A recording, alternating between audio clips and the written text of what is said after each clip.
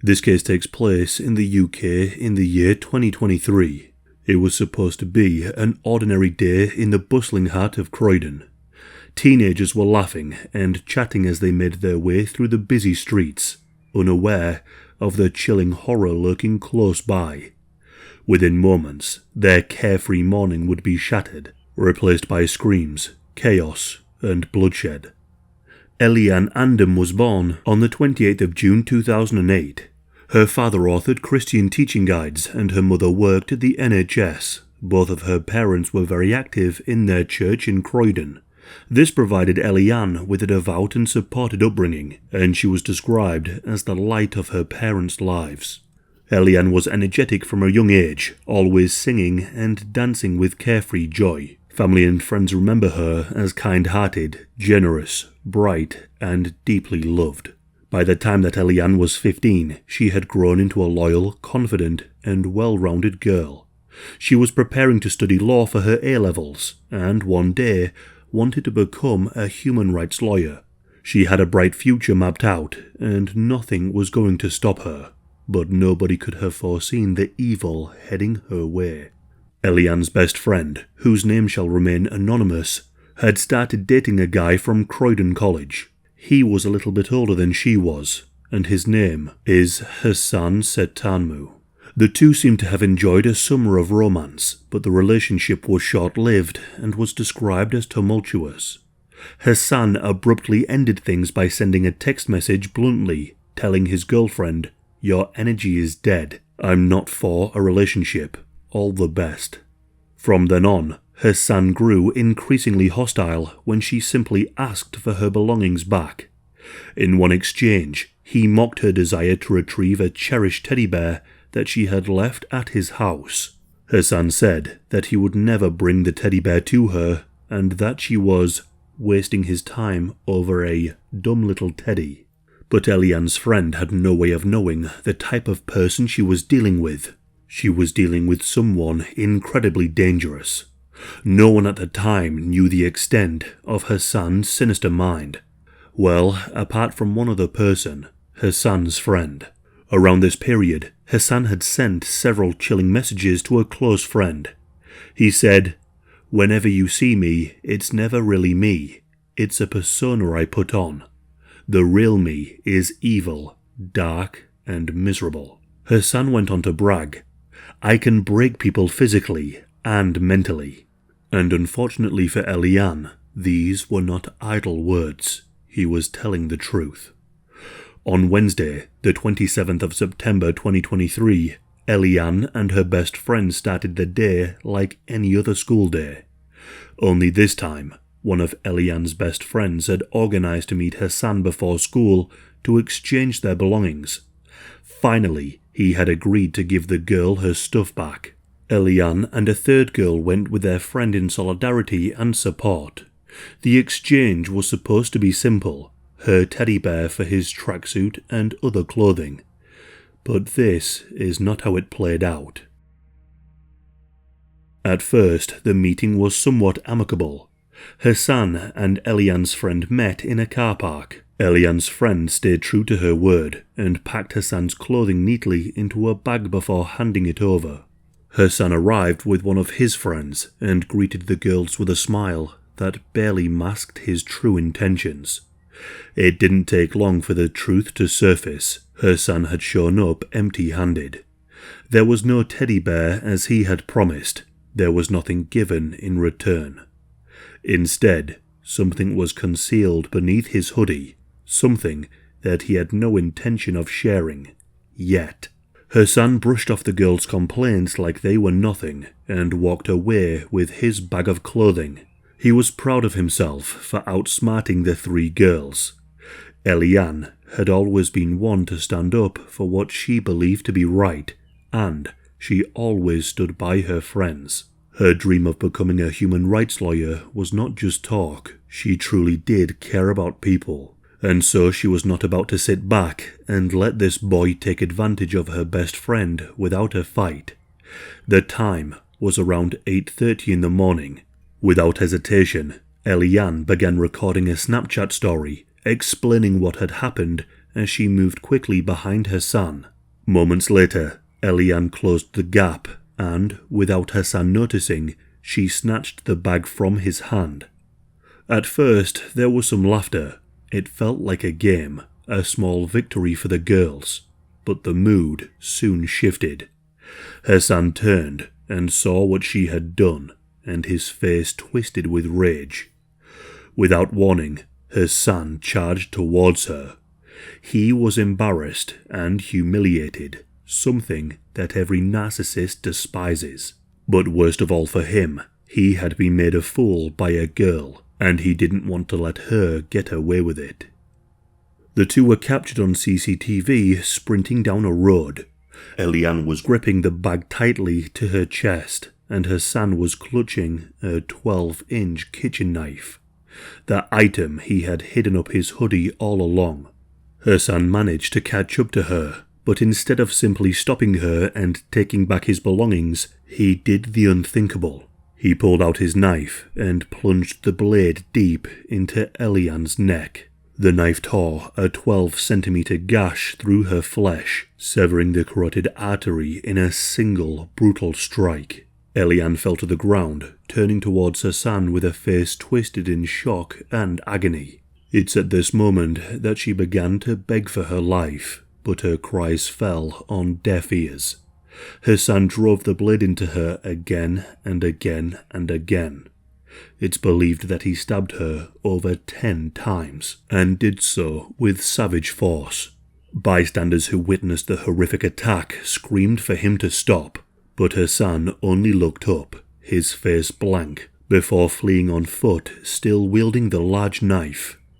A bus driver abandoned his vehicle and rushed to Elianne's side, and he desperately tried to help her. But tragically, his attempts were futile. The blood loss that Elianne was suffering was catastrophic. The witnesses who stood nearby recalled seeing her uniform turn red. Within minutes, Elianne was dead. Paramedics and the police soon arrived on the scene, and an investigation was about to commence. So, who exactly was Hassan? And why did he unleash such a sickening and senseless act of violence over something so trivial? This whole horrifying murder was literally over a bag of clothing. Hassan was born on the 6th of September 2006 in Uganda, and his early life was scarred from the beginning. His parents' marriage was tarnished by violence. His father faced serious allegations of domestic abuse, and when Hassan was young, his mother fled with him.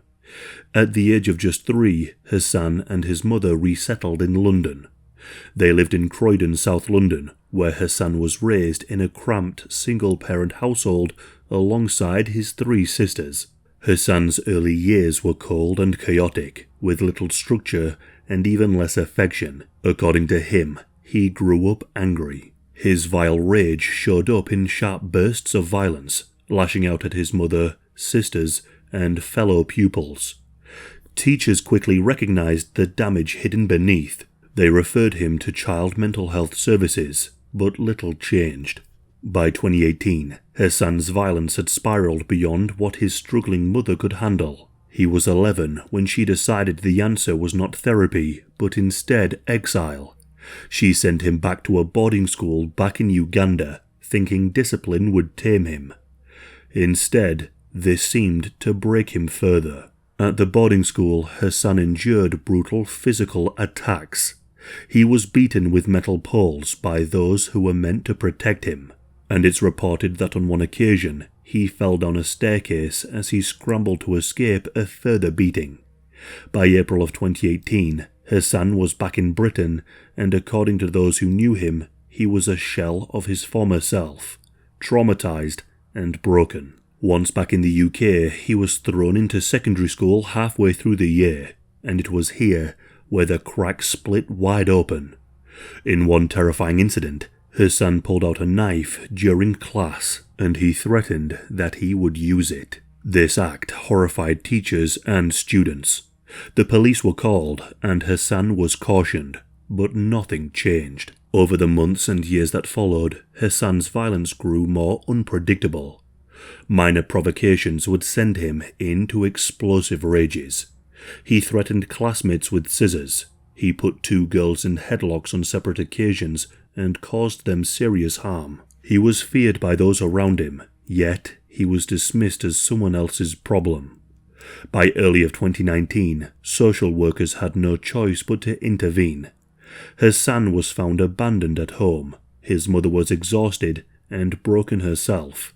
She confessed that she could no longer control him. She packed his belongings and handed him over to foster care. In care, Hassan's darkness deepened.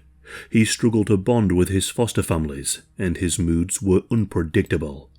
One foster mother would later recount how Hassan once threatened to mutilate the family cat simply because she didn't let him get his own way.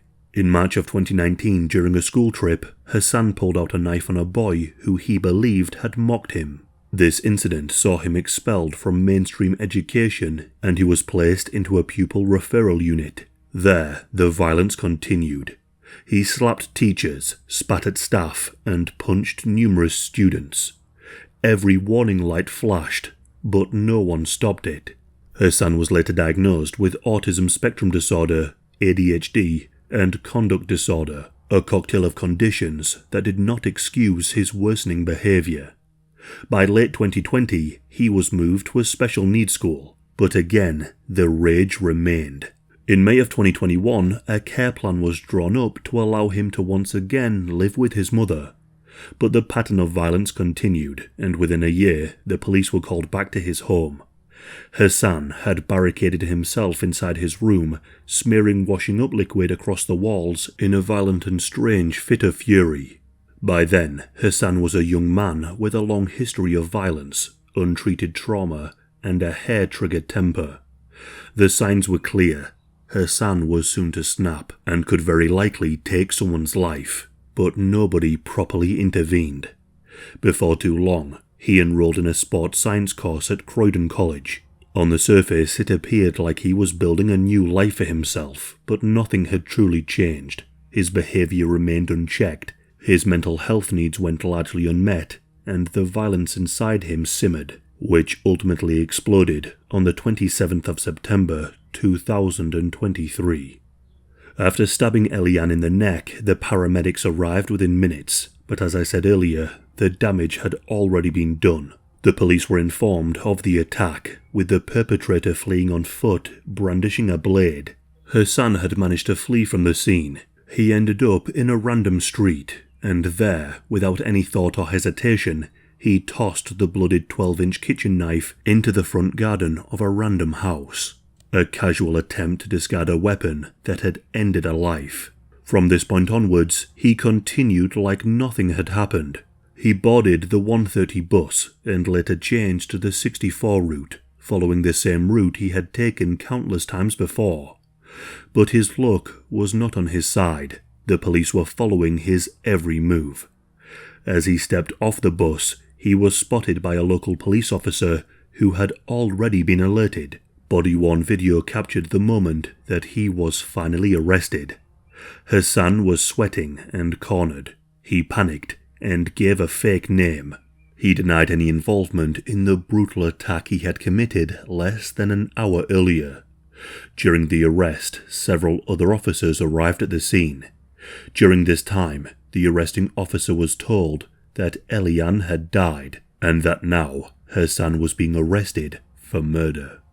Hassan was arrested and later interviewed. Over the next few days, the police worked day and night, tolling over 45 hours worth of CCTV footage. The evidence was clear as day. CCTV showed him stabbing an innocent girl in the neck. But the CCTV didn't immediately tell the story behind his motivations. From a teddy bear to murder, the cause was purely down to Hassan's white-hot rage.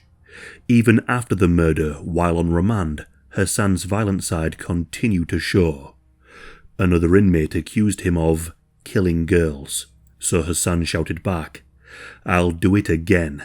I'll kill your mum. I'll do the same thing again to her." The trial would soon begin, and Hassan's case was so severe that it was immediately moved to adult court despite his age. On the 3rd of October 2023, he made his first appearance at the Old Bailey. The hearing was brief. Hassan sat flanked by officers, staring blankly ahead, while members of Elianne's shattered family sat just feet away. It's reported that he showed absolutely no remorse. On the day of his plea hearing on the 14th of March 2024, Hassan refused to admit to murder. He pleaded not guilty, instead entering into a guilty plea to manslaughter in an attempt to claim that he killed Elianne, but didn't intend to. He claimed that he had diminished responsibility due to his autism. Prosecutors rejected the manslaughter plea without hesitation. They argued that the killing was cold, deliberate, and vicious.